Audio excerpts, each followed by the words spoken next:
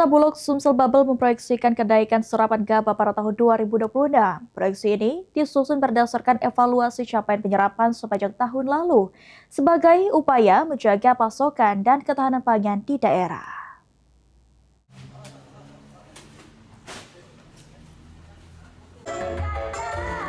Sepanjang 2025, Bulog Sumatera Selatan dan Bangka Belitung merealisasikan penyerapan gabah sebesar 141.465 ton setara beras. Capaian tersebut menjadi dasar proyeksi peningkatan serapan pada tahun 2026. Pimpinan wilayah Kanwil Bulog Sumsel Bubble, Mercy Windrayani mengatakan, Kabupaten Banyuasin menjadi daerah sentra dengan kontribusi sekitar 50% dari total penyerapan. Beras hasil serapan digunakan untuk program stabilitas pasokan dan harga pangan, bantuan pangan, serta penanganan bencana.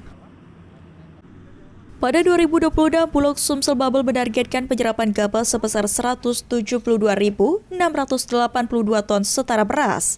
Untuk mendukung target tersebut, Bulog memperkuat kapasitas penyimpanan dan koordinasi dengan instansi terkait di daerah.